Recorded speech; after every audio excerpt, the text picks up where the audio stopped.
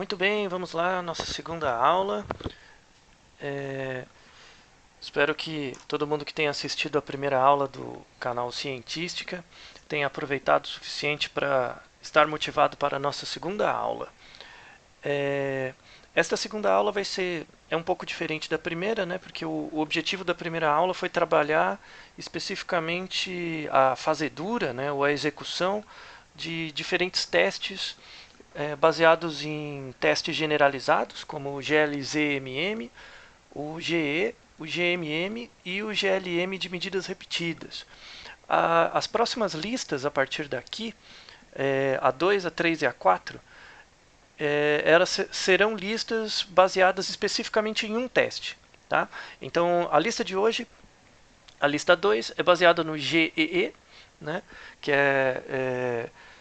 a saber, o GEE são os modelos de estimação generalizada, né, Generalized Estimated Equations, uh, que são modelos baseados em estudos longitudinais. Tá? São baseados em medidas repetidas, testes de medidas repetidas. Na lista 1, eu mostrei a execução rapidamente de como funcionava tanto o GE quanto o GMM. Vamos rever o GE, eu vou fazer o mesmo exemplo da lista anterior, né, que é aquele do o banco de dados do New Drug, porém eu vou aprofundar um pouco mais alguns detalhes do GE e, sobretudo, na observação dos resultados e a descrição da análise. Tá? Então vamos focar um pouco mais no GE nesta lista. Na próxima lista a gente vai focar um pouco mais no GMM, tá? Que são testes muito importantes para verificar, sobretudo, o efeito do tempo, o efeito de medidas repetidas. Apenas para não perder a oportunidade, eu gostaria de apresentar para vocês, para quem não conhece, né, temos um personagem no nosso canal aqui, né, no nosso curso, que é esse rapaz aqui, né, que está aqui embaixo, que é um zumbi, né, esse rapaz aqui. E para quem não conhece, o nome dele é Zé Score, tá? Zé Score. Para quem conhece, já acompanhou as aulas, creio que fica bem fácil da onde saiu o nome dele, né? O nome do Zé Score, do Zé Score. E ele é um zumbi que busca cérebros para tentar aprender de novamente, recuperar a sua forma humana. E para isso ele necessita de cérebros de pessoas que entendem estatística. Então veremos, na verdade, o objetivo desse curso é formar mais pessoas entendedoras, pelo menos de análise de dados e estatística, para que tenham seus cérebros devorados pelo nosso amigo Zé Score e, em última análise, ajude nosso amigo que ficou perdido nos meandros do entendimento de estatística a recuperar sua forma humana. Né? Então, o Zé Score é um personagem que, na verdade, é inspirado em muitos casos que eu tenho visto por aí, de pessoas desesperadas. Então, tenhamos ele como uma inspiração para as nossas aulas, tanto hoje como as subsequentes. Tá? Então, eu vou fazer um pequeno preâmbulo antes de falar da lista propriamente. Essa não é uma aula teórica propriamente, é apenas uma introdução ao GE, porque provavelmente vão ter pessoas que vão querer assistir apenas essa aula. Então, para não ficar apenas a fazedura do teste de uma forma muito crua, eu gostaria de fazer uma pequena introdução sobre o GE rapidamente. Então, o GE, né, ele é um teste, como eu comentei anteriormente, baseado em estudos longitudinais. Tá? Então, o grande foco dele é que você vai ter uma observação, você vai ter unidades de análise, que são os indivíduos, e você vai observar esses indivíduos ao longo de um tempo. E você pode observar ele pelo menos 2 vezes ou mais. Tá? O GE ele é uma extensão dos modelos lineares generalizados para acomodar dados longitudinais. Então, os modelos generalizados eles são modelos baseados em variáveis dependentes que podem assumir vários tipos de distribuição. Eu sei que muitas pessoas da área aplicada tentam dividir os dados em variáveis que têm distribuição normal e variáveis que não têm.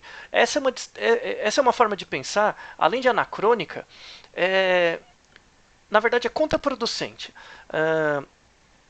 Depois, numa parte teórica, eu vou explicar porque não faz mais sentido você pensar em variáveis normais e não normais, ou variáveis paramétricas e não paramétricas. Essa é uma discussão extremamente antiga. Tá? Na verdade, o melhor que você deveria pensar como pesquisador na verdade, não importa muito se o meu dado tem distribuição normal ou não. O mais importante é que tipo de distribuição ele apresenta. Tá? Tudo bem, meu dado pode não ter uma distribuição normal, mas que tipo de distribuição ele tem? Será que é uma distribuição gama? Será que é uma distribuição exponencial? Binomial? Bernoulli? E por aí vai. Tá? Opa! E por aí vai. Né? Que tipo de distribuição os nossos dados têm? Tá? O GEE, né, ele é um teste generalizado. Né? O G é de generalizado. Por quê? Porque ele acomoda vários tipos de distribuição. Ele não se preocupa com o fato do seu dado ter distribuição normal ou não, mas sim que ele se preocupa com o fato de vocês, sabendo a priori que tipo de distribuição você tem, ele é um modelo coringa. Ele agrupa vários tipos de distribuição de dados para variáveis dependentes e o grande interesse, aí que entra a dificuldade, para o pesquisador utilizar um GE de forma adequada, tem um pré-requisito muito importante, que ele tem que entender realmente a natureza dos dados que eles estão trabalhando, né, que os pesquisadores trabalham. Então, se você não entende muito bem a natureza dos dados que você está coletando, provavelmente você vai ter dificuldade em aplicar um GE de forma correta. Né? Eu acho que o que seria esperado é que os pesquisadores soubessem minimamente qual a natureza dos dados que eles estão trabalhando.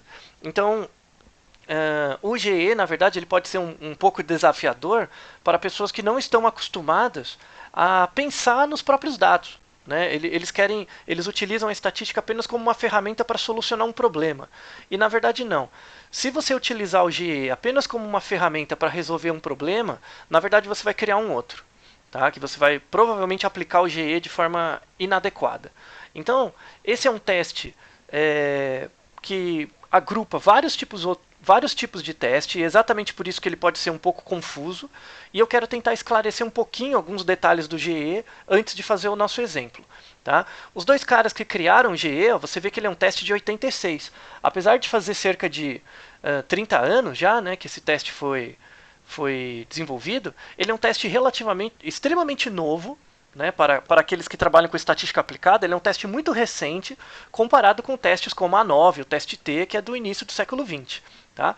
Vale a pena mostrar que esses são os dois pesquisadores que desenvolveram essa técnica, né, baseadas no GLZMM, que foi criada, entre outros, por um grande estatístico chamado John Nelder. O Liang e o Zerrer, eles são estatísticos e eles são professores da Johns Hopkins, tá? Que foi a universidade, eles são epidemiologistas que desenvolveram essa técnica do GE. Tá? O princípio do GE é que você vai ter sujeitos, então essa barra são os indivíduos, você vai ter um grupo de indivíduos, esses indivíduos são randomizados, eles vão ser randomizados, ou seja, eles vão ser aleatoriamente divididos em, por exemplo, 3 ou mais grupos independentes. Tá? Então, esse fator aqui, que é o fator tempo, é o fator grupo, né? Ele é um fator independente, porque as pessoas que estão, por exemplo, no grupo A, as pessoas que estão no grupo A não podem estar no grupo B e C e subsequentemente. Tá? No entanto, essa variável grupo, ela é uma variável independente, tá? É um fator fixo independente, e esses grupos independentes eu vou observar também ao longo do tempo. No caso aqui em 4 medidas, mas posso observar em mais medidas. E essas medidas são pareadas, então eu observo as mesmas medidas de um mesmo indivíduo. Tá? Logo, eu tenho uma relação de independência entre os grupos e entre os indivíduos, porém, eu tenho uma relação de dependência, de cada indivíduo ao longo do tempo. Então eu tenho que garantir que é o mesmo indivíduo aqui, aqui, aqui e aqui. Tá? Então, por exemplo, essa variável y, que eu estou medindo 4 vezes, Se ela for uma variável contínua, por exemplo, IMC, eu tenho 3 grupos de pessoas e quero verificar o IMC, a variação do IMC ao longo do tempo. Para as pessoas que já têm um pouco de prática, eu tenho 3 grupos, tenho uma variável IMC, que a rigor ela é contínua, numérica e tal, eu posso fazer uma ANOVA de medidas repetidas. Por que ANOVA? Porque eu tenho 4 medidas e eu quero verificar essas medidas ao longo do tempo para 3 grupos. Então eu posso fazer uma ANOVA de medidas repetidas de 2 vias, sendo que uma das vias são os grupos e outra via é o tempo, né, ou as medidas pareadas. Muito bem. Então, nesse caso, uma ANOVA de medidas repetidas pode resolver a sua vida. No entanto, o GE ele traz uma novidade além disso, que é o seguinte: imagine que essa variável y ela não é uma variável contínua. Imagine que essa variável é, por exemplo, vamos pensar, hipertensão. Tá? Eu avaliei a hipertensão das pessoas, sim ou não, se a pessoa é hipertensa ou não, aqui no tempo 1, no 2, no 3 e no 4.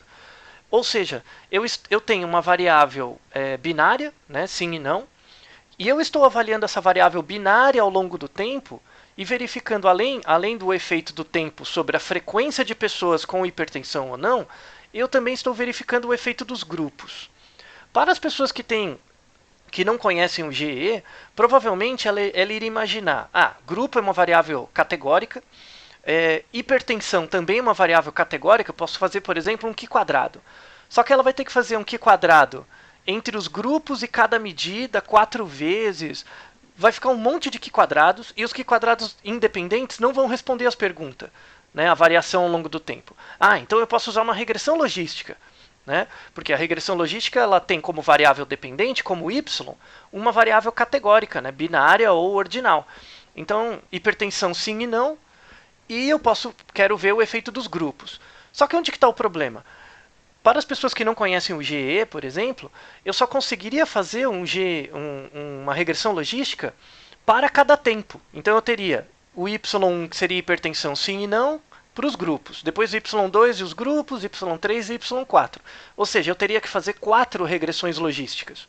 E mesmo que eu fizesse essas regressões logísticas, eu perderia a minha informação mais importante, que é verificar o efeito do tempo sobre a proporção de pessoas com hipertensão em cada grupo e também ao longo do tempo. E a interação entre essas duas medidas. O GE, um dos usos do GE, ele pode ser, por exemplo, uma regressão logística de medidas repetidas. Então, ele não é só uma ANOVA de medidas repetidas, ele pode ser uma regressão logística, pode ser uma regressão linear de medidas repetidas também. Tá? Então, o GE ele incorpora vários testes, porque ele se preocupa, dependendo do tipo de distribuição que sua variável dependente, que no caso aqui é o y, teria, ele vai ajustar um tipo de modelo diferente. Tá? Isso é muito importante você entender que o GE ele representa uma vantagem muito grande em relação a testes convencionais como a ANOVA. Tá? Seguindo um pouco em frente aqui, falando dos tipos de estudo longitudinais, né, só dando uma revisão bem rápida. Você tem, por exemplo, os testes de medidas pareadas ou medidas repetidas. Né? Então eu tenho uma variável dependente observada em 2 momentos. Então imagine, eu tenho um grupo de pessoas e medi nesse grupo de pessoas o IMC em 2 momentos. Tá? Eu tenho o IMC1 e o IMC2 em 2 momentos diferentes. Como eu tenho apenas... Vou colocar um exemplo aqui. Opa. Por exemplo, aqui, né? Eu vou ter um IMC1 e um IMC2, tá? Em 2 momentos. Eu vou comparar, eu quero saber o efeito do tempo, quero saber se tem diferença entre a média, por exemplo, do IMC no momento 1 e no momento 2. Nesse caso, eu poderia, atendendo os pré-requisitos adequadamente, eu poderia usar um teste T pareado. Tá? No entanto, a vida não é feita só de 2 medidas. Eu posso colocar, por exemplo, se eu quiser, uma terceira medida, né, de IMC. Posso colocar também uma terceira medida de IMC. Tá? E aí, o que eu faço quando eu tenho 3 medidas? Como isso funciona? Né? Aí o teste T pareado não seria o suficiente. Nesse caso, um desdobramento das medidas pareadas, né, 2 a 2, eu poderia fazer um delineamento chamado dados em painel. Essa terminologia, dados em painel, ela é muito própria e comum da área de administração, de economia. Para quem trabalha com pesquisa biológica, né, na área biológica, conhece pouco esse nome, essa ideia de dados em painel. As pessoas conhecem muito como dados de medidas repetidas. Então, eu tenho um grupo de pessoas, que isso é chamado painel, observada em mais de 2 momentos. Então, por exemplo, eu observei o IMC 1, 2 e 3. Tá? Isso pode ser um exemplo de dados em painel. Porém, eu também posso observar mais de uma variável dependente ao mesmo tempo. Então, eu peguei um grupo de pessoas, observei em 3 momentos o IMC e, por exemplo, o HDL dessas pessoas, tá? Em 2 momentos diferentes, IMC e HDL. Eu estou observando essas duas variáveis, IMC e HDL, como um conjunto. Tá? Eu estou observando essas duas variáveis como um conjunto. Então, eu não estou verificando apenas o efeito de cada uma. Eu quero entender também a relação dessas duas variáveis dentro desse painel. Tá? Então, isso que diferencia um pouco, quando você observa apenas uma variável ao longo do tempo e mais de uma variável dependente ao longo do tempo num painel. Tá? Nesse caso, a ANOVA e o GE, ou GMM, eles podem ser utilizados. Tá? Então, é basicamente delineamentos experimentais de ANOVA de 2 vias, ANOVA de duas vias com medidas repetidas. Tá? Além disso, agora imagine quando você tem muitas pessoas, poucas pessoas, você tem poucos indivíduos, mas você observa esses indivíduos numa quantidade muito grande de medidas repetidas. Aí você cai na ideia de série temporal. A ideia de série temporal é muitas medidas repetidas observadas em, a rigor, um número reduzido de unidades de análise. Tá? Então, quando você faz série temporal, o foco que você dá, né, é muito mais no número de medidas repetidas que você faz em detrimento da quantidade de sujeitos que você trabalha. Tá? A série temporal ela é pouco conhecida ainda na área biológica, né, na área médica aplicada e tal, e ela é um ótimo modelo para você estudar análise de sujeito único. Eu tenho um único sujeito, ou poucos sujeitos, 2, 3, 4 sujeitos, mas vou observar ele num número muito grande de medidas repetidas. Então imagine um paciente que você observa todos os dias por um ano. Né? Você tem um grande número de séries temporais de resultados dessa pessoa. Como você analisa isso? Tá? Talvez pensando como um teste T ou uma ANOVA, isso vai ficar muito trabalhoso, porque você vai ter que comparar, por exemplo, as medidas 2 a 2. Em série temporal, obviamente, você não faz isso, você não compara medidas 2 a 2. Você tem técnicas mais robustas. Eu pretendo dar nesse curso 2 uma aula sobre uma introdução sobre séries temporais, então aguarde as aulas práticas sobre isso. Tá? Mas ela é uma alternativa bem interessante para alguns tipos de delineamento experimental que a ANOVA, o GE, o GMM podem não responder, que é quando você tem um número muito grande de medidas repetidas e um número pequeno de indivíduos. Tá? Vamos falar sobre isso posteriormente.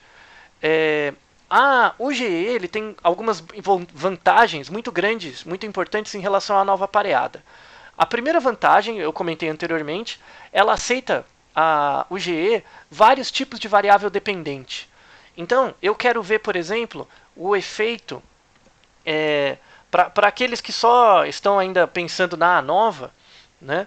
Você fica sempre pensando em ver o efeito do tempo sobre variáveis contínuas. Então, por exemplo, o IMC. Eu quero ver o efeito do IMC ao longo do tempo. Então, você poderia usar tanto uma ANOVA pareada quanto um GE, desde que você atenda os pré-requisitos da ANOVA, que são mais restritivos que os do GE. Por exemplo, mas no entanto, eu quero ver também, eu não quero ver o valor do IMC ao longo do tempo como se fosse uma variável contínua, que é a razão entre o peso e a altura. Eu quero ver, por exemplo, o efeito ao longo do tempo do grau de IMC. Então, eu quero comparar a proporção de eutróficos, de sobrepeso e de obeso ao longo do tempo. Tá? Essa variável aqui é uma variável categórica ordinal, né? Ou qualitativa ordinal. Ela é diferente dessa variável contínua IMC, que é o resultado da conta. Então, se eu aplicar uma ANOVA pareada, nesse caso, com a variável IMC codificada dessa forma, provavelmente eu vou ter um resultado um pouco diferente e a estimação dos parâmetros vai ser errada. Tá? Já o GE, ele permite que você trabalhe com a variável tanto de forma ordinal quanto contínua. Além disso, você pode trabalhar com variáveis discretas, que são variáveis contagem. Né? Por exemplo, eu quero ver a frequência, a variação ao longo do tempo do número de cigarros que as pessoas fumam. Tá? Essa variável, número de cigarros, é uma variável discreta. As pessoas não elas podem fumar meio cigarro, mas é muito difícil de quantificar a ideia de meio cigarro. Então, variáveis discretas são variáveis em que você tem quantificações inteiras e você não trabalha com os meios. Então, número de cigarros, 1, 2, 3, 4. Um outro exemplo de variável discreta, número de filhos. Você não tem meio filho. Né? Então, eu quero saber que variáveis afetam a variação ao longo do tempo do número de filhos. Né? Se você aplicar uma nova pareada nesses dados, provavelmente você vai ter um resultado discutível. Já o GE, ele tem, tipo, dependendo do tipo, você pode modelar por uma variável discreta, né, utilizando um modelo de estimação com base em variáveis discretas, e obter um resultado muito mais confiável, ao invés da nova pareada. E a nova pareada definitivamente não trabalha com variáveis binárias ao longo do tempo. Então eu quero saber, por exemplo, a variação na proporção de pessoas com hipertensão, sendo que hipertensão é sim e não. Tá? Eu quero ver a variação disso, de pessoas hipertensas ao longo do tempo. A nova pareada com certeza não dá conta quando sua variável dependente é binária, mas o GE permite que você trabalhe com isso. Tá? Então, essa é uma grande vantagem do GE em relação a outras técnicas, a técnicas mais antigas como a nova pareada. Se você tiver um conjunto de dados que atenda os pré-requisitos da nova pareada, você vai poder usar tanto a nova pareada quanto um GE. No entanto, o GE ele oferece muitas outras possibilidades de resposta que a nova pareada não dá. Então, o que você tem que entender, que seria importante entender, é que, na verdade, a ideia da ANOVA, ou GLM, né, ele é um subconjunto dentro do GE. Quando você tem uma ANOVA de medidas repetidas, na verdade ele é um caso particular dentro do GE. Então o GE oferece muito mais possibilidades de análise para dados longitudinais, né, para variáveis dependentes dispostas de forma longitudinal. Tá? Uma outra grande vantagem, assim falando de forma direta, ela é mais robusta com problemas de missing. Eu não vou abordar tão diretamente agora a ideia dos missing data. Né? Mais para frente a gente vou falar um pouco sobre métodos de imputação, coisas assim, mas a ideia do GE é que ele é muito mais robusto para lidar com dados perdidos do que a nova de medidas repetidas, por exemplo. Porque se você assistiu à aula passada, uma coisa importante para usar o GE, você tem que transpor o banco de dados, você tem que transformar as colunas em linhas. E isso torna os dados mais robustos para problemas de missing. Eu vou falar especificamente disso quando eu for falar da aula do GMM. Tá? Mas lembre que isso é uma grande vantagem, é algo importante. Para o GE, de forma geral, assim, tem dois pré-requisitos importantes. As variáveis dependentes devem ser correlacionadas no vetor temporal. Isso quer dizer, por exemplo, se eu estou avaliando o IMC de pessoas ao longo do tempo, como são as mesmas pessoas, eu espero que o IMC das pessoas no momento 1 seja correlacionado com o momento 2 e o momento 3, porque são dados das mesmas pessoas. Tá? Estar correlacionado não quer dizer que o valor vai dar o mesmo. Mas, por exemplo, se eu tiver uma pessoa que do momento 1 para o 2, ele subiu, o IMC dela aumentou, para o grupo, a tendência do grupo de indivíduos do momento 1 para o momento 2 era de aumento, do momento 2 para o momento 3, caso haja um aumento ou uma redução, que ela aconteça de forma proporcional para todos os indivíduos. Em outras palavras, essa ideia das variáveis dependentes serem correlacionadas se liga muito a uma ideia que é chamada de esfericidade. Esfericidade. A ideia de esfericidade é a seguinte: se você tem um gráfico onde você tem medidas temporais, tá? A ideia é que o efeito que você está observando ao longo do tempo seja constante para todos os indivíduos. Tudo bem? Então, a variação dos indivíduos ao longo do tempo, caso exista um efeito, que ela seja constante. Um exemplo de dado que, por exemplo, não é esférico é quando você tem uma variação assim, nessa amplitude, e depois que você observa o efeito do tempo, ela fica assim. Ou seja, para alguns indivíduos teve pouca variação, para outros indivíduos teve muita variação. Esse é um caso onde a esfericidade, o pré-requisito de esfericidade é quebrado. Tá? O GE espera que seus dados sejam mais ou menos assim, tá? Que a variação seja constante ao longo do tempo. Esse é um pré-requisito importante, né, do GE. Tem como verificar isso. Tá? Para falar um pouco melhor sobre esfericidade, eu vou deixar para a aula do GMM, para não carregar muito o conteúdo desta aula. Tá? E o segundo pré-requisito, que as unidades de análise devem ser independentes. Então, os sujeitos devem ser independentes. Tá? A coleta de dados dos sujeitos devem ser independentes. A ideia é que você não colete os dados com viés. Tá? Mas isso é esperado para qualquer pesquisa. Né? Muito bem. Eu vou falar rapidamente, eu vou retomar isso aqui na aula tanto do GMM quanto do GLZMM mais para frente, que são os tipos de distribuição de variáveis dependentes. Quando a sua variável dependente, o seu y, for uma variável contínua, escalar ou numérica, você tem dois tipos de distribuição que o SPSS te dá. Tá? Você pode escolher por dois tipos de distribuição. A linear, quando você assume distribuição normal. Então, quando você tem dados com distribuição normal, né, que atende os pré-requisitos, você fez teste de normalidade, tudo mais certinho, quando você escolhe o modelo linear, você está supondo, né, o resultado aqui vai ser muito similar ao resultado da ANOVA de medidas repetidas. Tá? Vai ser muito similar ao resultado da ANOVA. Quando o seu dado não tiver distribuição normal, você vai, por exemplo, quebrar o pré-requisito da ANOVA. Daí, uma possibilidade de uso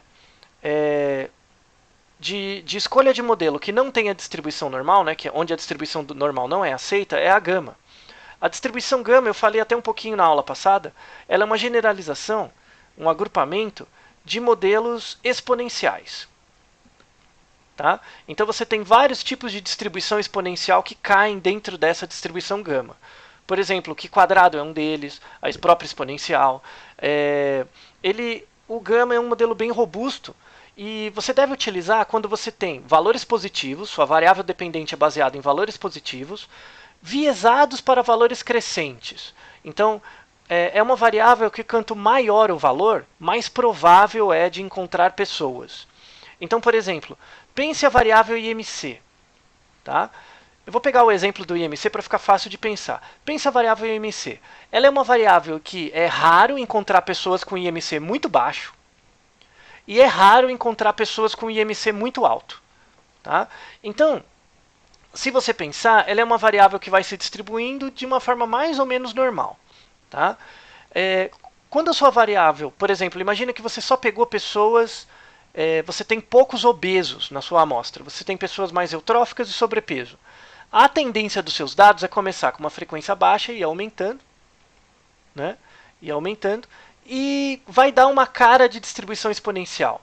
Ou, por exemplo, quando os seus dados não têm uma distribuição normal, ela tem uma distribuição de outra ordem, onde a linear não é possível ser usada, você pode adotar a gama. Tá? A distribuição gama ela tem um problema. Ela tem um problema que é o seguinte: ela é pouco robusta. Ela é pouco robusta quando os seus dados são negativos. Se você tiver dado com valor negativo, a gama vai considerar missing.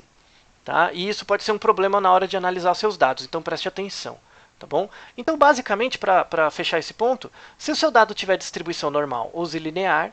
Caso ele não tenha distribuição normal e não seja negativo, não tenha números negativos, utilize a distribuição gama. Tá? A sua variável dependente ela pode ser contagem, ela pode ser uma variável de contagem, como número de cigarros, número de filhos, ou uma variável discreta. O SPSS oferece dois tipos de distribuição. A distribuição Poisson, que ela é baseada no número de ocorrências de um evento de interesse em um período de tempo ou espaço. Então, por exemplo, eu quero saber, ao longo do tempo, o número de acidentes numa certa rua. Então eu tenho uma rua, que é um espaço, e eu quero saber o número de ocorrências de acidente. nunca acontece meio acidente, né? Acontece sempre 1, 2, 3, 4 acidentes. Então eu quero saber o número de ocorrências num certo espaço. A distribuição para esses dados é uma distribuição Poisson. Ou, por exemplo, quero saber o número de homicídios por dia, ou por mês, ou por ano, ou o número de nascimentos, né, de crianças num certo período de tempo. Esse número, essa variável, ela é melhor descrita por uma distribuição Poisson. Se você utilizar, por exemplo, um modelo linear ou gama, os dados podem ficar viesados, pode dar uma estimação não muito boa. Tá? Então, por exemplo, se você usar uma ANOVA de medidas repetidas para modelar uma variável dependente ao longo do tempo, como número de cigarros, talvez o resultado da sua ANOVA não seja muito bom, né? E não é o modelo mais adequado. Você vai estar usando um modelo errôneo para os seus dados, quando ele tem uma distribuição em forma de contagem. Talvez seja melhor usar uma distribuição Poisson ou uma binomial negativa. A ideia da binomial negativa, ela é o número de ensaios para obter K sucessos. Então, por exemplo, se eu tiver uma variável assim, número de internações, né, número de internações até a pessoa obter, sei lá, alta. Então, número de ensaios até obter uma alta, que seria um sucesso. Tá? Ou pode ser tempo também, né? Então aí cai um pouco na Poisson. Mas número de dias que a pessoa tem que ficar internada, número de dias que ela tem que ficar internada até ela obter alta. Tá? Esse tipo de variável, número de dias de internação, pode ser a Poisson ou a binomial negativa. Tá? Mais para frente eu vou fazer alguns bancos de dados em que fique bem claro essa diferença entre a Poisson e a binomial negativa. Mas espero que tenha ficado claro a diferença entre variável contagem e contínua. Seguindo um pouco mais, você tem um tipo de variável chamado mistura. É uma variável que combina características de variável contínua e discreta. Tá? Tem uma distribuição especial para isso que é chamada TWID. Ela é baseada numa mistura entre a Poisson e a gama. Tá? Uma característica da TWID, ela tem que ser uma variável numérica, positiva. Então, às vezes, vale a pena, quando você está utilizando uma variável gama, né, você utilizou uma distribuição gama, e você observa a aderência, ela não ficou muito boa, talvez valha a pena trocar por uma TWID, tentar comparar a aderência de modelos gama versus TWID. Tá? Dependendo dos tipos de do dado que você está modelando, às vezes a TWID dá um resultado um pouco melhor em relação à gama. Em relação à linear, ela também pode dar um resultado melhor. Tá? Vale a pena, às vezes, utilizar a TWID ao invés da gama ou da linear. Tá? Além disso, a gente tem o caso quando a variável dependente, o y, é categórica. Quando ela é categórica, eu quero modelar uma variável categórica ao longo do tempo, com certeza a ANOVA você não pode usar mais. Tá? Mas você pode usar... eu quero modelar ao longo do tempo variáveis dummy, que é a presença ou ausência de um evento, tipo hipertensão, uma certa doença. Ou, por exemplo, sexo. Quero ver a proporção de homens e mulheres ao longo do tempo. Tá? Com duas categorias apenas. Então, a variável nominal, ela pode ser caracterizada como tendo apenas duas categorias ou mais, né? Ou uma variável binária. O GE permite fazer um modelo que verifique a frequência dessas categorias ao longo do tempo. Inclusive, ele também tem um tipo de distribuição chamada multinomial, que é para variáveis com mais de duas categorias ordinais. E ele observa isso ao longo do tempo. Então, por exemplo, as pessoas talvez você conheça um tipo de regressão logística chamada regressão logística multinomial. A regressão logística multinomial, ela permite verificar os fatores associados com uma variável categórica que tem mais de duas categorias. Tá? Porém, a regressão logística multinomial não permite verificar os fatores associados com uma variável categórica com mais de duas categorias ao longo do tempo. Ela não permite isso. Mas o GE permite, porque ele tem uma distribuição multinomial. Dentro dele, é possível modelar ao longo do tempo variáveis que são multinomiais, que são variáveis categóricas com mais de duas categorias ou mesmo variáveis nominais. Esse caso aqui, desses modelos, seriam similares à regressão logística pareada. Tá? Então, GE, nesse caso aqui, quando a sua variável dependente é nominal ou multinomial, é o caso de uma regressão logística pareada. Tá? E você tem também, tudo isso aqui você tem dentro do GEE. Veja que ele é um modelo bem completo. Você pode modelar também o tempo até um evento, que é a ideia da análise de sobrevida. Eu quero saber se o tempo de sobrevida de um paciente aumenta ao longo do tempo. Tá? Então eu tenho grupos de pacientes, eu vou observando eles ao longo do tempo e quero saber se a sobrevida desses pacientes é afetada ou não por certos efeitos de forma longitudinal. Tá? Ou, por exemplo, eu tenho uma indústria, eu tenho peças. Então, minhas unidades de análise são grupos de peças. E eu quero saber se eu tenho peças com mais ou menos defeitos ao longo de modificações no processo produtivo, na cadeia produtiva. E isso o GE permite modelar. Então, veja que é um modelo muito robusto e muito interessante. E ele de fato, ele é um modelo mais completo, onde a ANOVA de medidas repetidas é apenas um caso particular. Tá? Indo um pouquinho mais para frente, você tem também, como aqui eu mostrei vários tipos de modelo, como você compara, por exemplo, entre o linear e o gama, qual modelo é melhor? Ou, por exemplo, se eu tenho uma variável contagem, entre a Poisson e a binomial, qual desses modelos são melhores? Né? Você tem a forma mais fácil de comparar diferentes modelos de variável dependente na escolha do GE, do tipo de GE, você pode se basear em índices, são chamados índices de aderência. Tá? Quando você tem testes transversais, tá? Estudos cross-sectional, não longitudinais, o método para comparação de modelos é o AIC, é chamado AIC. Quando você tem medidas repetidas ou testes pareados, você tem uma adaptação desse AIC para medidas repetidas, que é o QIC. Tá? O QIC, eu deixei na descrição do vídeo um artigo que apresenta a ideia geral do QIC. Quando eu for falar da aula do GLZ-MM, eu vou explicar o AIC um pouquinho melhor, para não carregar muito esse vídeo, e também vou explicar um pouquinho do QIC.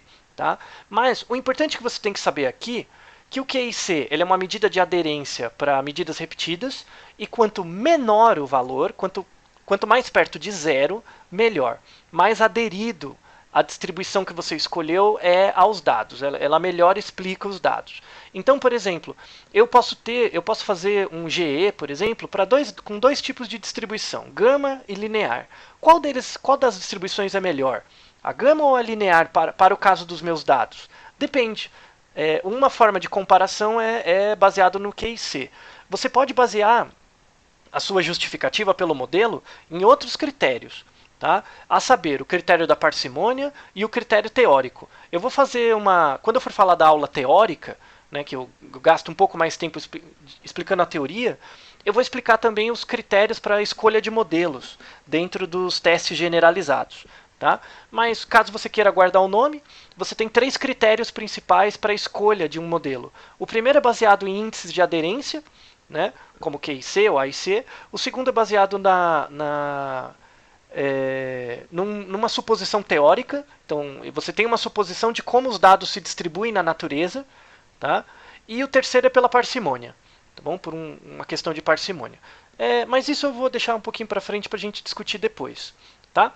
Muito bem, feita essa introdução teórica, que já ficou até razoavelmente longa, vamos ao nosso exemplo finalmente, vamos ao nosso banco de dados.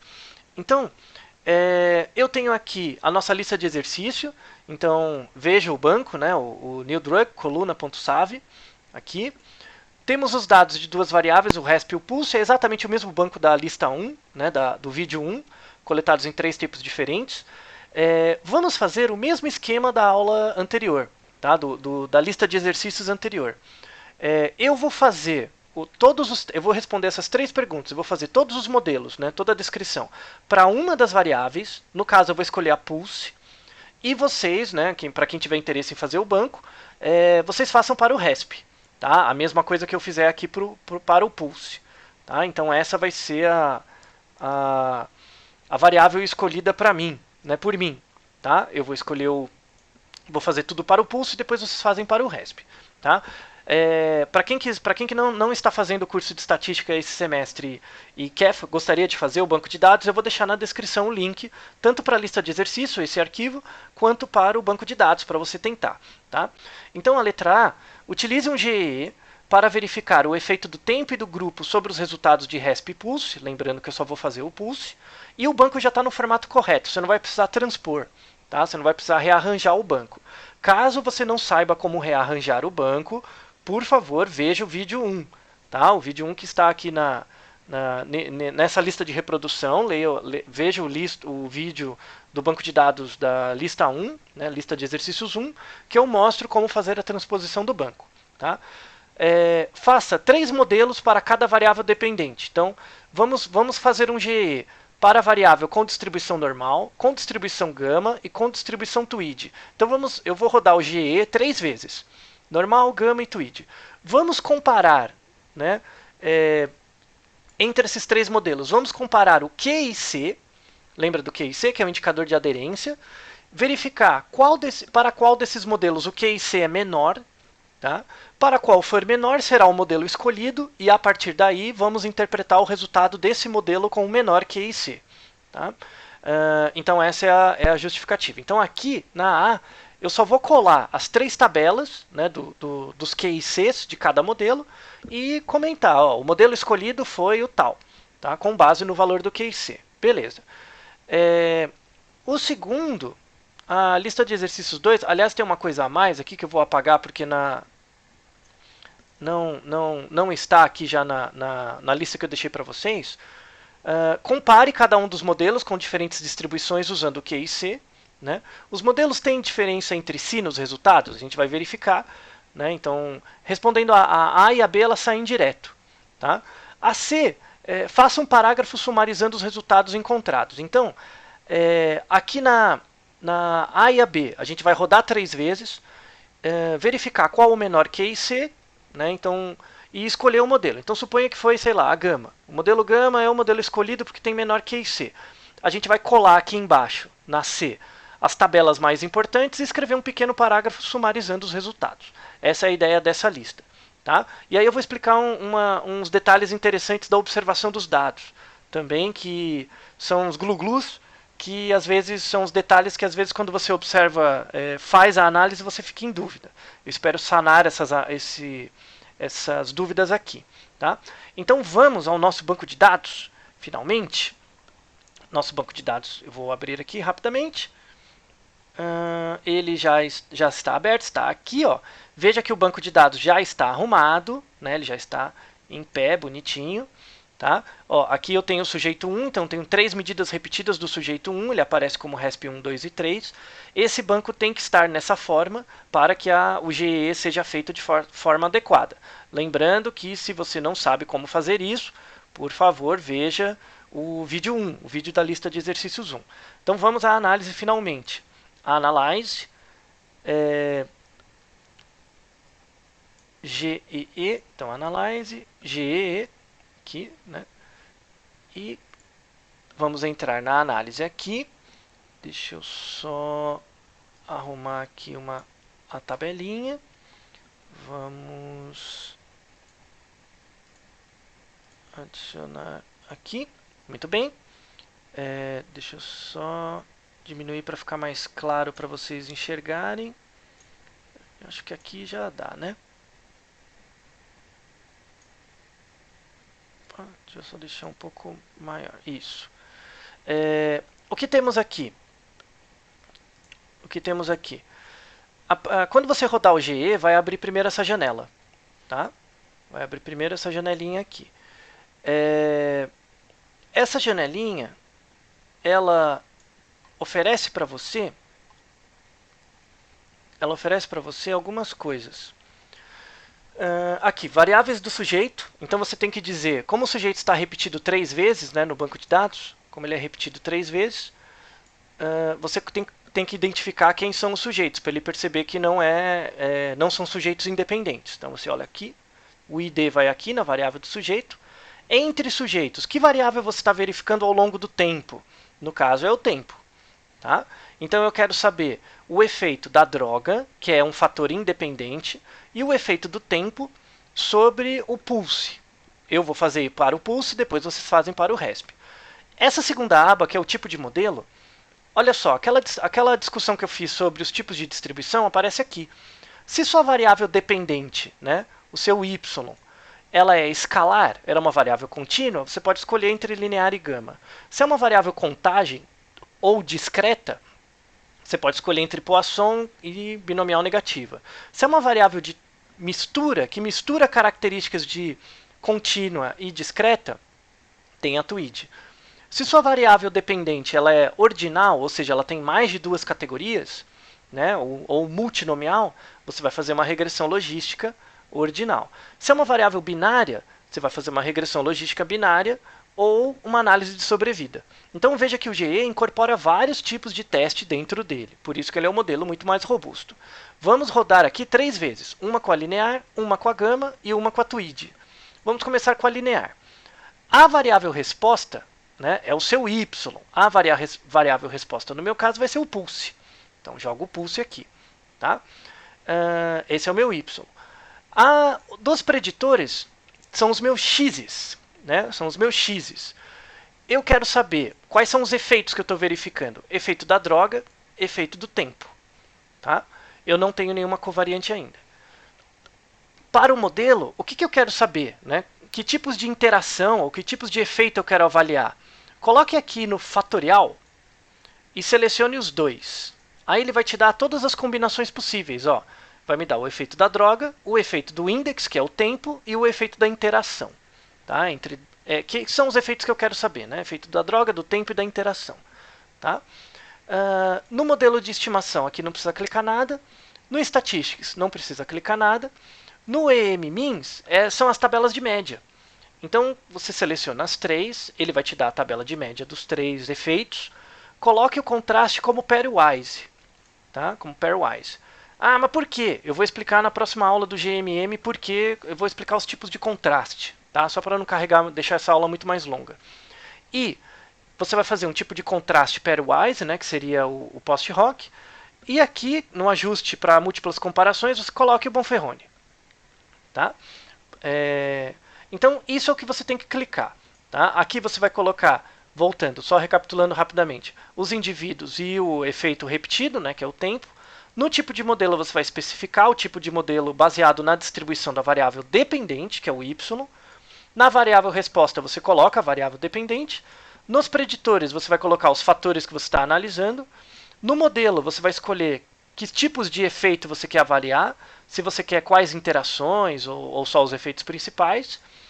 No Statistics, você não vai precisar clicar nada, a rigor. No EM-Means, coloque aqui as tabelas e veja o tipo de contraste para ele te dar o pairwise comparisons, né, que é a comparação dos grupos 2 a 2. E é isso. Então, vamos rodar nossa análise finalmente. Lembrando que eu rodei a análise com a distribuição linear, tá? Supondo que os dados têm distribuição normal. Então, essa é a nossa saída de dados. Está aqui. Deixa eu só voltar aqui no começo. Isso. Deixa eu só voltar aqui no começo, arrumar rapidamente aqui um pouquinho. Aqui. E aqui para vocês enxergarem um pouquinho melhor. Aqui, agora melhorou, tá? Então, esse é o GE, né? A variável pulse com distribuição normal, né? Que é o linear, tá? A variável de comparação das medidas repetidas é o tempo, beleza? Eu vou falar depois da estrutura de correlação, tá? Vou falar disso um pouco melhor depois. Aqui, tudo bem. Primeira coisa que você tem que observar, goodness of fit é a qualidade do ajuste, Q e C, tá?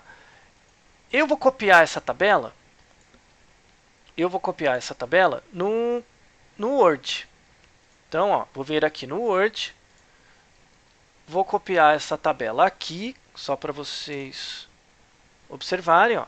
Essa tabela é referente a linear, tá? Distribuição linear. Muito bem.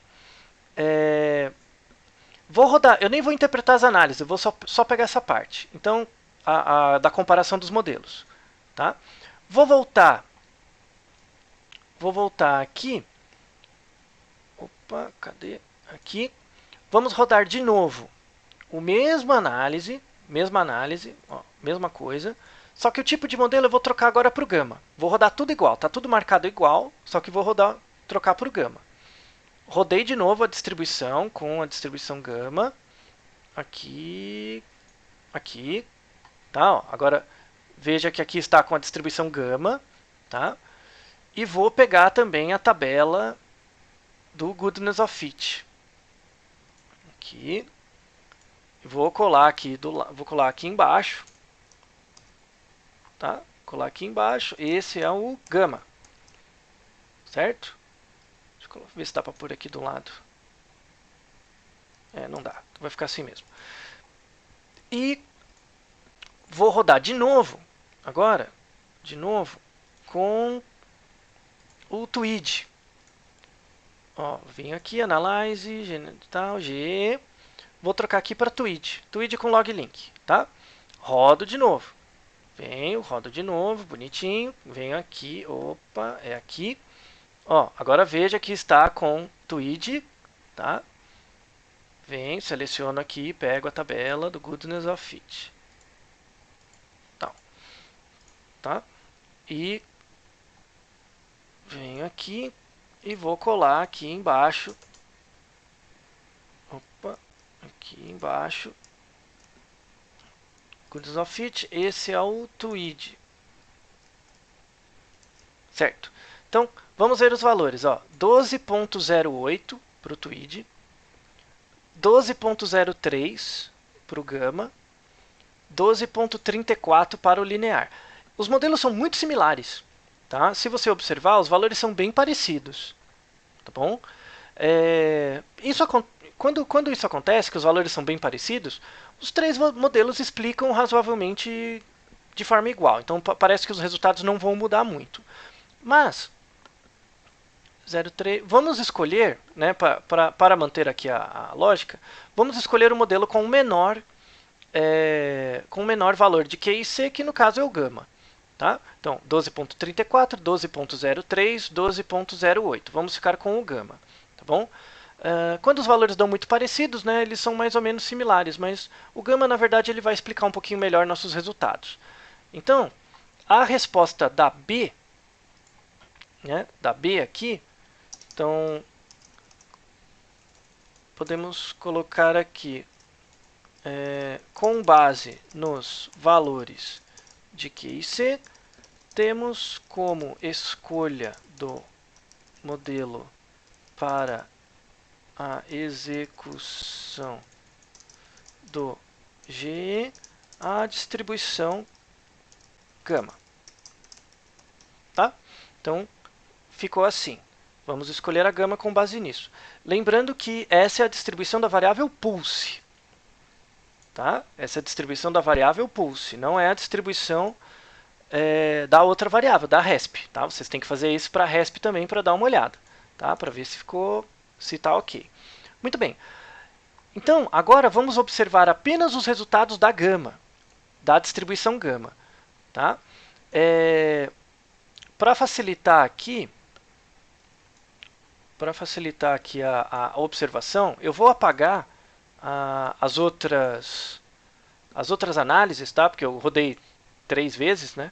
Eu vou apagar e rodar apenas a distribuição gama de novo, só para não confundir depois as tabelas. Então, ó, GE, entro no gama, que foi o meu modelo escolhido, já vai estar tudo marcado, bonitinho, ok.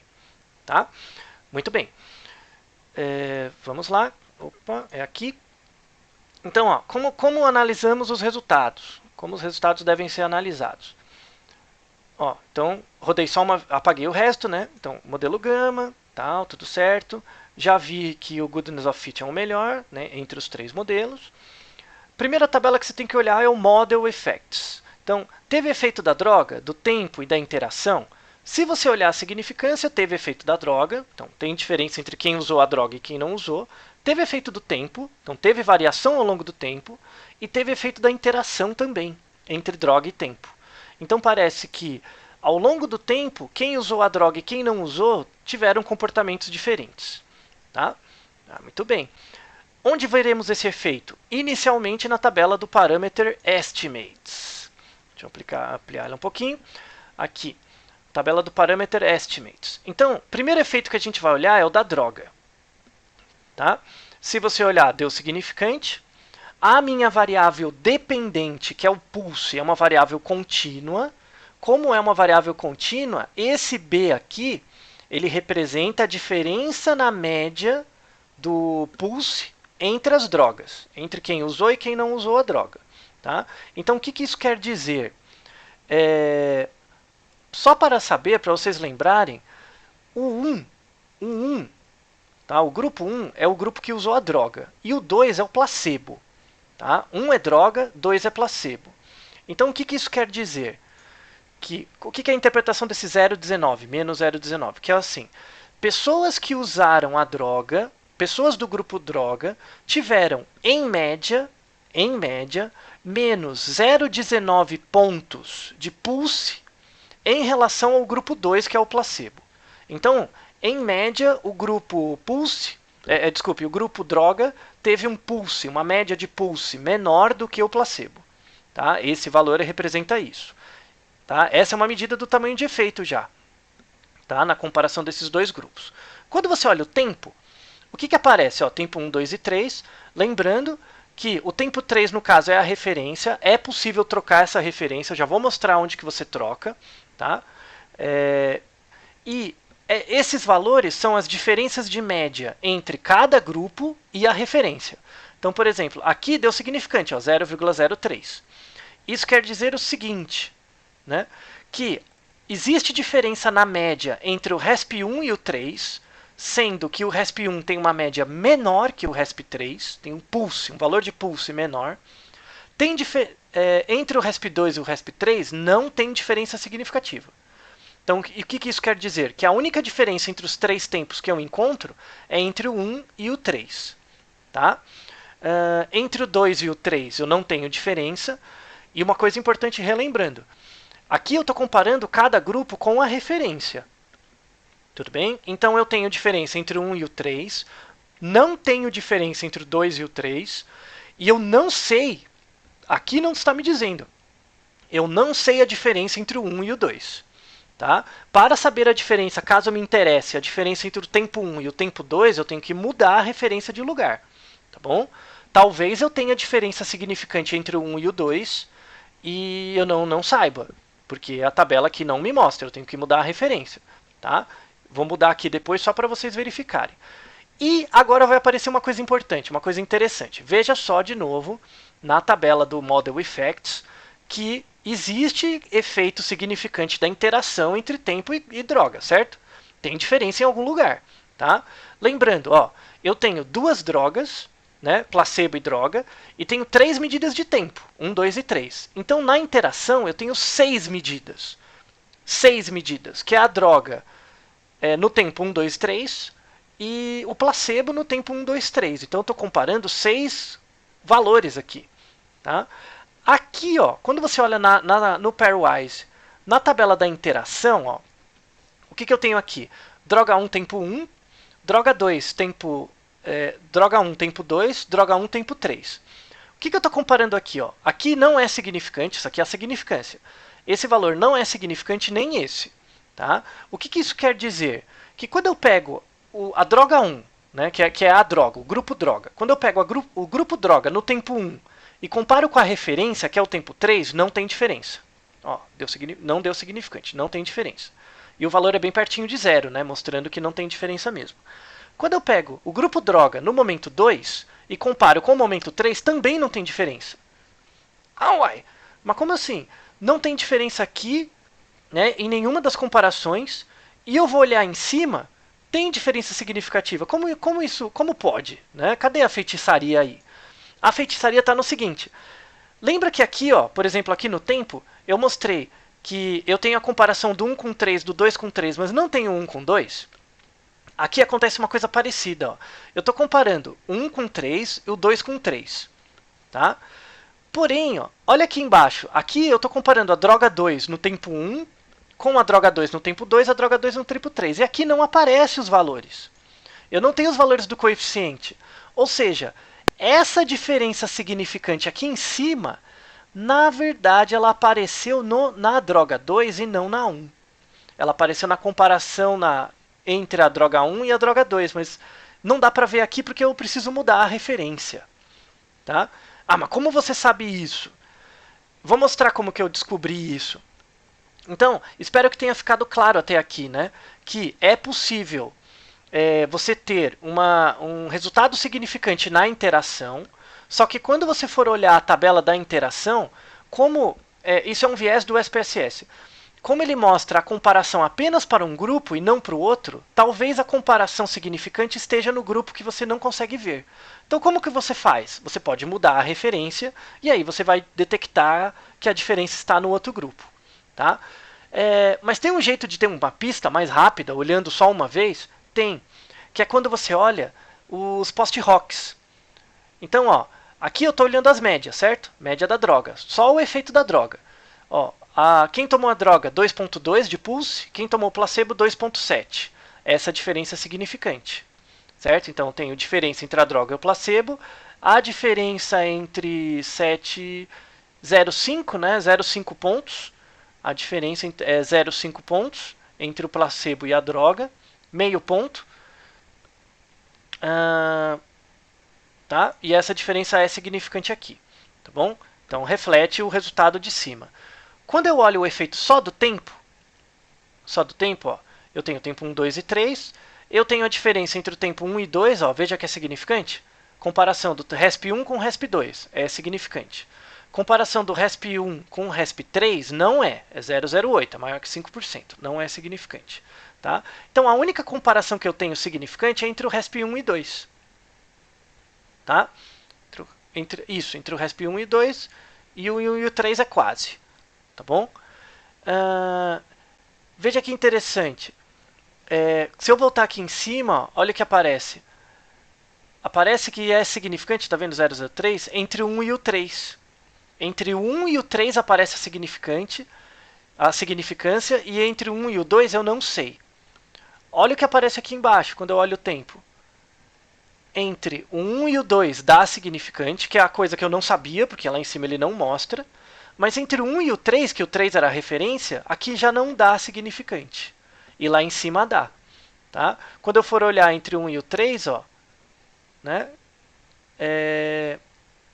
aqui a diferença, 2.4 para 2.49. Aqui é significante, tá vendo? Ó? Só que aqui é 2.42 e aqui é 2.52. Aqui tinha que dar significante, mas por que não dá? Sendo que a diferença que acusa é exatamente entre a 1 e a 3, que é maior. Né? Que é maior, ó, que só é a única que a acusa. Esse é um outro problema. Por isso que eu estou descrevendo esses resultados com mais calma. Tá? Veja só, aqui a diferença entre o 1 e o 2 deu significante. A diferença entre o 1 e o 3 não deu. E lá em cima aparece a diferença entre o 1 e o 3, mas aqui ela não dá significante. Por que isso acontece? Provavelmente é por causa do post-hoc que a gente escolheu, que é o Bolferroni, que é muito rígido. Se você escolher, por exemplo, um post-hoc SIDAC, o resultado fica mais claro. Tá? Essa diferença provavelmente vai ser significante. De novo, porque o meu N é pequeno e o Bonferroni é um teste muito rígido. É um post-hoc muito rígido. Tá? Essas são coisinhas para vocês pensarem quando você estiver analisando os seus dados. Tá?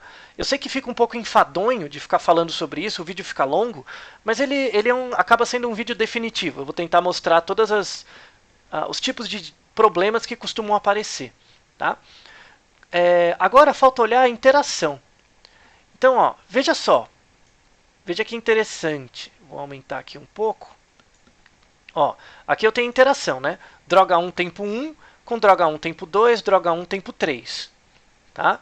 Aí eu tenho droga 1 tempo 1 com droga 2 tempo 1, tempo 2 e tempo 3. Veja só, droga 1 tempo 1. Ela não tem diferença, essa média da droga 1 tempo 1 não tem diferença da droga 1 no tempo 2 e no 3. Então, quando eu observo o grupo droga no tempo 1, 2 e 3, não tem diferença. Eles são iguais. Tá? Porém, quando eu olho a droga 1 no tempo 1 em relação à droga 2 no tempo 1, 2 ou 3, tem diferença. Então, isso quer dizer o quê? Que a droga 1 no tempo 1 é diferente da droga 2 em todos os tempos. Tá? Ué, mas eu tenho como ver essa comparação aqui em cima, na tabela do pairwise, lá em cima do parameter estimates? Não. Que comparação ele está me mostrando aqui? Ó? Só do droga tempo 1 em relação ao 3 e o 2 em relação ao 3. Essas comparações aqui eu vi lá em cima, lá embaixo, não tem diferença mesmo. Só que eu tenho diferença entre a droga 1 tempo 1, né? E a droga 2 tempo 1, droga 2 tempo 2 e droga 2 tempo 3. Eu tenho a diferença entre esse cara e todos esses três aqui. Só que nessa tabela eu não consigo ver. Ah, e tem como eu ver? Se você mudar a referência, isso te ajuda a ver. Tá? Então, olhando os post-rocks e olhando essa tabela, você vai conseguir saber aonde você tem que mudar a referência para ter os resultados que você quer. Tá? Muito bem, essa é a descrição dos resultados, assim, por cima, básica. O que eu vou fazer agora? Eu vou rodar de novo, mudando a referência. Tá? Vou rodar de novo, mudando a referência para você verificar as diferenças onde estão as diferenças significantes. Ó, então, volto de novo, GE. Como você muda a referência? Quando você coloca os preditores, ó, aqui são os meus x's, os meus preditores, certo? Esses preditores, quando você entra no Options, ó, se você clicar ali no Options, nos preditores, deixa eu só adicionar aqui, ó, opa, aqui, peraí, aqui, tá? Quando você olha os preditores, deixa eu aumentar ele um bocadinho mais aqui, colocar ele um pouquinho maior, pronto. Então, eu cliquei no botão Options, tá? Cliquei nesse botão aqui e aí abriu essa janela, tá bom?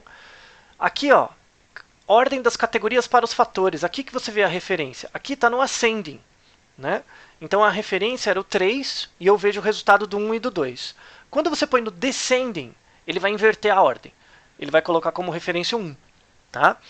E o grupo 2 da droga, né, e o grupo 1 do tempo. E aí você vai ver as diferenças que a gente não via antes. Então basta mudar aqui, dar continue. Então clique no Options, vai abrir a janelinha, você coloca em vez do Ascending no Descending, tá? E roda tudo de novo, roda tudo igual, dá OK. Ele vai rodar de novo, teste e tal, bonitinho.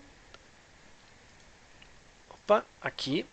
Então rodou de novo, né? Se você prestar atenção, ó, aqui, deixa eu aumentar aqui um pouquinho mais. Aqui, né, ó, veja, os efeitos não mudaram, né, o que continua significante, só que o que vai mudar? O parameter estimates. Veja só, lembra que quando a gente acabou de ver o resultado, a referência era o 3, agora a referência é 1, tá? Referência é 1, então estou comparando 1 com 2 e 1 com 3. Tá? Agora, se você olhar a interação, veja ó, que antes as comparações que eu estava vendo eram em relação ao 1. Agora eu estou vendo as comparações em relação ao 2. Então estou comparando a droga 2 no tempo 3 em relação ao 1 e o tempo 2 em relação ao 1. Veja que agora a diferença aparece. Tá? Então, no frigir dos ovos, se você olhar uma significância, tá? Olha a significância da interação, e a significância não aparece aqui na tabela do parameter estimates, provavelmente você vai ter que mudar a referência, porque a significância vai estar no dado que ele não está mostrando. Tá? Então veja que apareceu a significância. Tá bom? Então deu tudo certo, estamos bem agora. Tá? Agora que eu mudei a referência. A última coisa que falta é fazer um resultado descritivo, né? Uma análise descritiva desses dados. Então, ó, às vezes aqui, quando você for olhar essa tabela, né, do pairwise, ela é muito grande, ela é meio confusa, né, tem muita coisa. Então, a melhor forma de verificar, assim, na hora de você escrever o artigo, né, a gente viu que na análise dos dados, a gente tem não são problemas, mas tem algumas dificuldades que a gente tem que treinar. Primeira dificuldade é a interpretação dessa tabela do parameter estimates, né? É recomendado que você coloque essa tabela no artigo, tá? Do parameter estimates. Mencione o model effects no texto. Então, no texto você vai dizer algo como: teve efeito da droga, do tempo e da interação, tá? Colocando como notação o valor do vault e o grau de liberdade e o P. Tá? Você pode colocar essa tabela do Parameter Estimates também no seu artigo, porém, você vai completar esses espaços vazios. Então, o que você vai fazer? Roda uma vez, tendo como referência, por exemplo, a droga 1, depois roda de novo, tendo como referência a droga 2, para você pegar os valores e poder completar a tabela. Tá? E aí vai ficar bem mais claro aonde está a significância. Não é recomendado você colocar no artigo. Você pode colocar as médias, por exemplo, claro. Não é recomendado você colocar o resultado do post-hoc no artigo, né? Porque são comparações 2 a 2 e fica muito grande. E daí o que é melhor? O que é mais fácil? Fazer um gráfico. Tá? Fazer um gráfico. Eu já falei para quem é aluno do curso, quem já fez o curso como aluno, eu já falei isso, mas vou falar de novo para quem não conhece, né? Para quem nunca viu, sei lá. Eu quero dar uma pequena dica, vou desenhar aqui rapidamente, uma pequena dica sobre como montar o gráfico. O gráfico para o seu artigo, para a sua comparação. Então, primeira coisa quando você for fazer um gráfico, né, principalmente gráfico nessa ideia de ANOVA, do GLZMM, você vai ter aqui, né? Eita coisa torta, misericórdia! Isso que dá começar a mexer com a mesa digitalizadora quando você tem Parkinson e Alzheimer e tudo coisa torta, né, gente? É fogo. Essas modernidades matam as pessoas, viu? Mas é legal, é legal, é legal. Deixa eu ver se consigo fazer mais reto. Olha, nossa senhora, viu? Régua é pros fracos mesmo, viu, gente? Eita, lelê. Muito bem. Acho que deu pra ver que é um gráfico, né? O que você vai pôr no eixo X? Tá? No eixo X, você não tem suas variáveis que são X, né? Que são suas variáveis independentes. Em geral, você vai colocar sua variável independente aqui. Caso, no caso do GE, como uma das suas variáveis independentes é o tempo, normalmente você vai colocar o tempo aqui, que é a sua medida repetida. Tá? Então, no caso do meu gráfico, o que eu tenho? Eu tenho o tempo 1, né, que é o pulse 1, o pulse 2 e o pulse 3. Tá? No Y, o Y vai ser a sua variável dependente, que no meu caso aqui é o pulse. Lembrando que você vai fazer para o RESP também isso, tá? Eu tenho uma outra variável independente, que é a droga. Né? Então eu vou ter um drug, que aí vai ser o grupo 1 e o 2. Né? Logo, eu vou ter duas linhas nesse gráfico. Vai ser, por exemplo, a linha de um grupo e a linha do outro. Tá? Sempre faça um desenho em algum lugar com o gráfico que você gostaria de fazer, porque isso aqui vai te ajudar muito a pensar as opções quando você for fazer no programa. Tá? Do gráfico que você tem interesse. Mas essas são umas diquinhas úteis. Pense sempre no eixo X a variável tempo, ou você põe o tempo aqui, ou você põe a variável independente que tem mais categorias. Olha só, aqui o drug tem duas categorias, né? Drug 1 e 2. O tempo tem 3. Então coloque a variável com mais categorias no eixo X. Tá? A variável com menos categorias, a variável independente com menos categorias, vão ser os números de linhas. Se eu tivesse 3 linhas aqui, que é o referente ao número de tempos, com certeza o gráfico ficaria mais complicado de interpretar do que tendo 2 linhas. E sempre a variável dependente, né, que é a variável resposta, vai ficar no eixo Y. Claro que isso aqui não é obrigatório, você pode adotar um gráfico de forma diferente, mas isso vai te dar uma dica legal na hora de imaginar o seu gráfico. Tá? Veja só que eu tenho 3 pontos e 2 linhas. Eu vou ter 6 medidas que eu estou comparando aqui. Então, é muito melhor, é recomendado, ao invés de você apresentar os dados do post-hoc, né, do post-hoc dessa forma aqui, com um monte de comparações, claro que não vai ser aceito em nenhuma revista, que vai ficar muito poluído, o melhor é fazer um gráfico. Então vamos fazer um gráfico. Entra aqui, Graphs, Legacy. Opa, deixa eu só aumentar um pouquinho aqui para aparecer. Graphs, Legacy. Escolha um gráfico chamado gráfico de barra de erro. Tá? O gráfico de barra de erro ele gera intervalos de confiança, né, além das médias, e batendo o olho nele você consegue já ver as diferenças significantes. Ele é um gráfico bem prático. Então entra aqui, né, gráfico de barra de erro. Ele vai abrir uma janelinha miudinha aqui que eu vou mostrar para vocês. Aqui. Né? Coloque em Clustered. Por que que é clustered? Porque você vai ter mais de uma linha. Você vai ter mais de um grupo. Quando você só tem um grupo que você está comparando as medidas, você põe no simples. No caso, eu tenho dois grupos, que é o grupo droga e placebo. Tá? E aí define. Quando você colocar no define, ele vai abrir uma outra janelinha, que eu já vou mostrar para vocês aqui. Pronto. Aqui outra janelinha. O que você vai pôr na variável? Na variável é a sua variável dependente. No caso, eu vou pôr o pulse. Lembrando que você vai fazer o mesmo para o resp. Tá? No eixo das categorias, eixo é o x. O que você vai pôr no x? Eu vou fazer um gráfico igual que eu desenhei. Você vai colocar o tempo no eixo x. E os clusters são as linhas. Você vai colocar a droga. Tá? Então esse é o eixo x, esse é o eixo y e essas são as linhas. E ele vai calcular os intervalos de confiança para a média nesse gráfico. É só isso, gente. Você pode dar o OK aqui. Veja que ele fez o gráfico, olha só que beleza. Né? Temos aqui a droga e o placebo. As bolinhas verdes. Né? As bolinhas verdes são o grupo placebo e as bolinhas azuis são o grupo droga. Tá? Veja que se você, esse é o intervalo de confiança, né? Essa é a média, o intervalo 95% do intervalo de confiança para cada grupo. Se os grupos não encostam, né, você vai ter diferença significante entre eles. Por exemplo, essa medida RESP1 ela é diferente dessa medida RESP1 porque não há intersecção entre as medidas, entre os intervalos de confiança.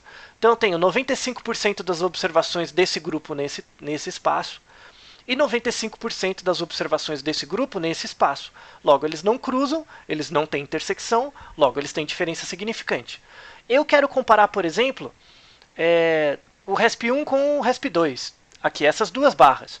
Veja que há uma total intersecção entre elas. Logo, elas não são diferentes a 5%. Esse resultado aqui, esse gráfico, ele simula, ele exemplifica muito bem o resultado do post-hoc dessa tabela, da tabela ali em cima, dessa tabela grande. Tá? Então, ao invés de colocar essa tabela grande, você pode colocar apenas esse gráfico e mencionar na legenda que esse gráfico é formado a partir dos intervalos de confiança de 95%, e se você tem intervalos que não encostam, os grupos já são, as medidas já são significativamente diferentes a 5%. Tá? Para exemplificar melhor, para mostrar como isso acontece, eu coloquei aqui, eu coloquei, eu só copiei, eu apaguei umas colunas para facilitar a interpretação, tá? Eu apaguei umas colunas aqui para facilitar. Eu coloquei aqui, o post-hoc, isso aqui é o post-hoc, e coloquei aqui o gráfico. Eu só dei uma mexidinha no gráfico para a letra ficar maior, mas é o mesmo gráfico, tá? O que temos aqui, eu não vou mostrar todas as comparações, porque são muitas, mas vou mostrar algumas, Droga 2, opa, cadê? Aqui. Droga 2, RESP 3. Droga 2 no tempo RESP 3. Qual que é? Droga 2, esse é o grupo 1, esse é o grupo 2, tá? É o placebo. Grupo drug 2, tempo 3, é esse aqui, Então, estou comparando o placebo no tempo 3, tá?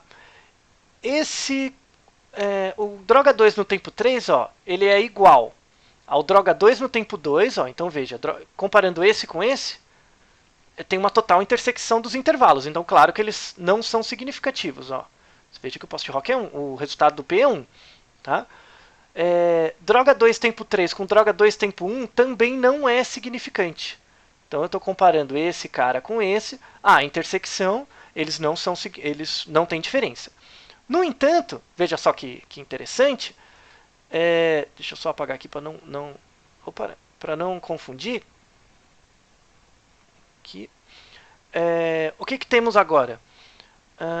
Quando eu comparo esse mesmo cara, né, o droga 2 tempo 3, com esses três aqui, com esses três, o droga 1, tempo 1, 2 e 3, veja que os três são significantes.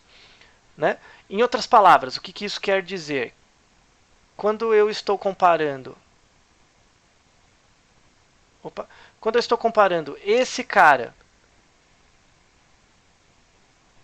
quando eu estou comparando esse cara com esses três aqui, ó, ele é significativamente diferente dos três, porque nenhum deles encosta nele. Tá? Os intervalos não encostam desses três caras com esse. Tá bom? Então, esse é um exemplo de que o gráfico, quando você fez a análise corretamente, que o gráfico reflete muito bem o resultado do post-hoc. Tá? Então, ao invés de colocar o post-hoc, é muito melhor você colocar a tabela do pairwise do parameter estimates, tá? E mais o gráfico mostrando as comparações 2 a 2. Então, voltando aqui, no momento que você for reportar os resultados, o que você vai colocar? A tabela do parameter estimates, lembrando que você vai completar esses espaços vazios, rodando de novo a análise, mudando a referência, então você vai completar essa parte de baixo. Acrescente o gráfico, e de preferência o gráfico de barras de erro, porque ele já mostra onde estão as diferenças. Tá?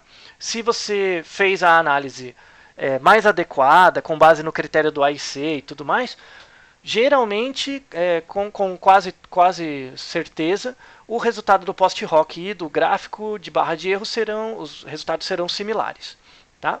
Então, para encerrar, né, a nossa análise, finalmente, vamos escrever um pequeno sumário dos resultados.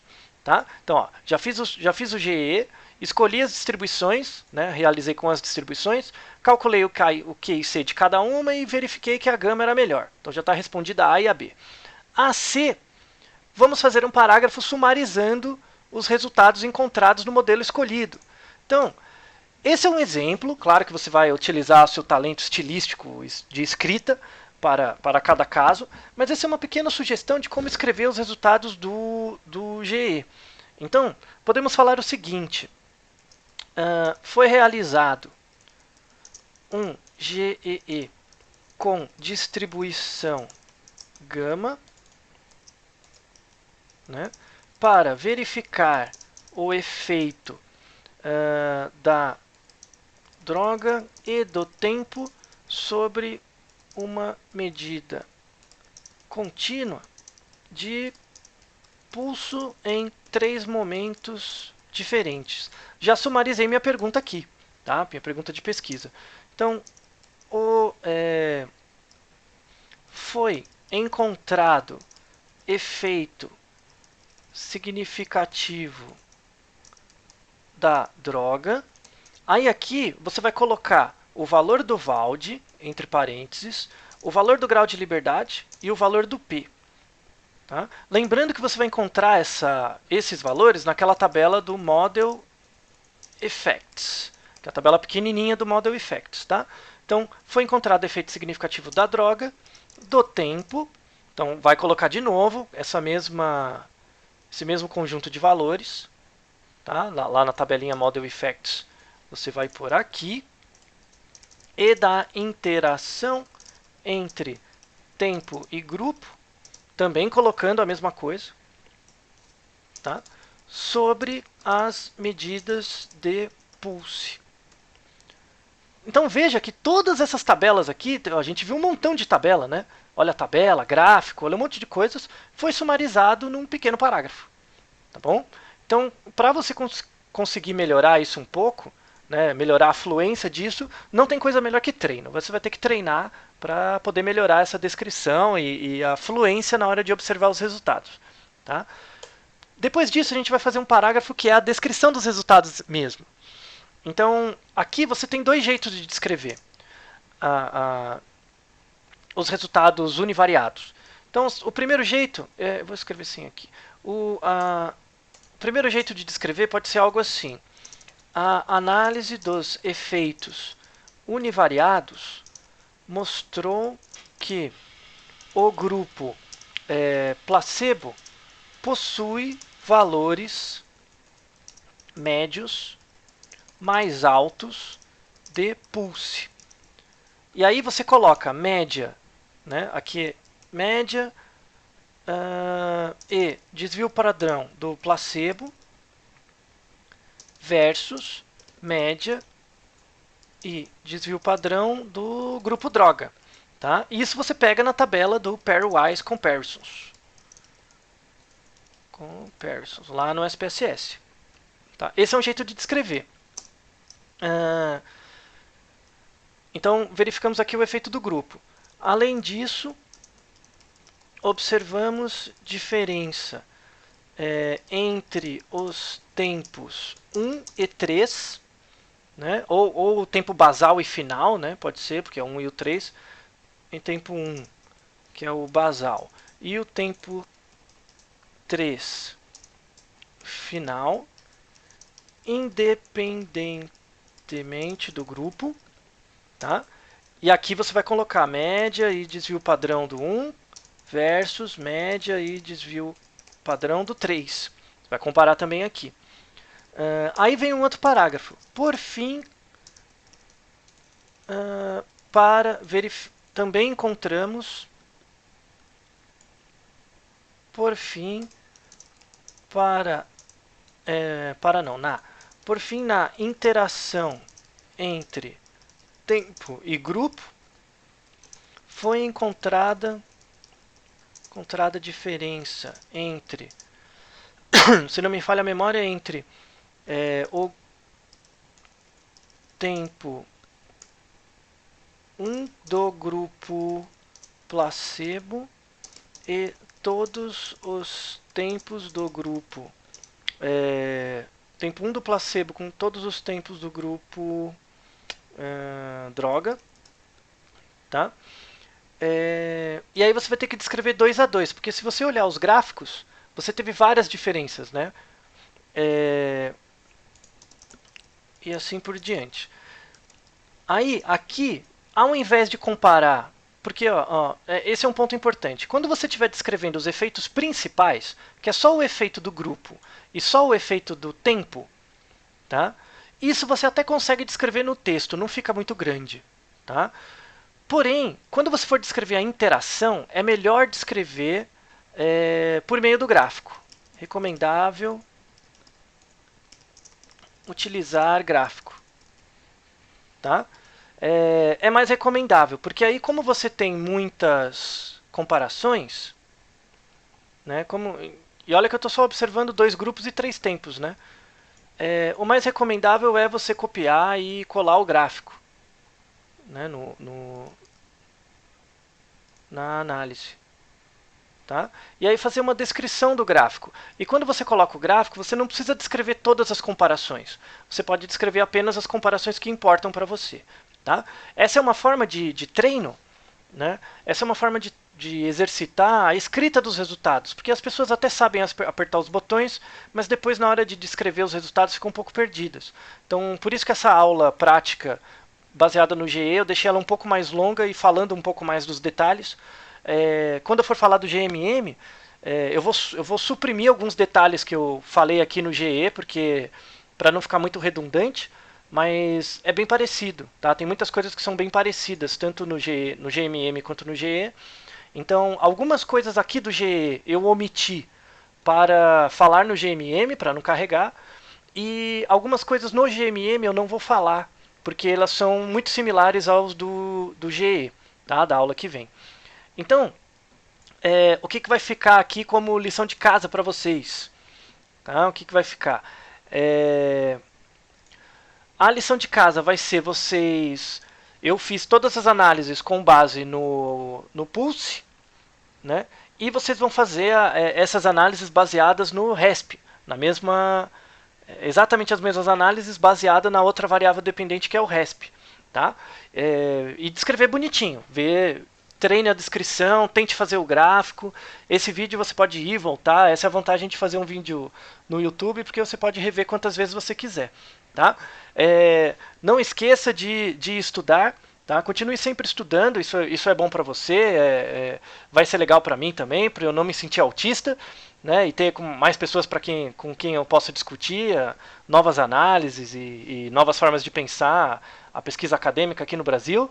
E não deixe de ajudar o nosso amigo Zé Score a, com o seu cérebro, fazer um cérebro bem treinado, com bastante conhecimento em estatística, para que seja devorado com ele, para que ele volte à sua forma normal. Tá? No final do semestre, esperamos que o nosso amigo Zé Score esteja recuperado de sua forma e esteja pronto para viver conosco como uma pessoa normal em vez de um pobre zumbi. Certo, gente? Espero que tenham gostado, espero que tenham aproveitado os momentos que passamos juntos e espero todos vocês na próxima aula, tá? Na próxima videoaula. Valeu, gente! Falou! Tchau!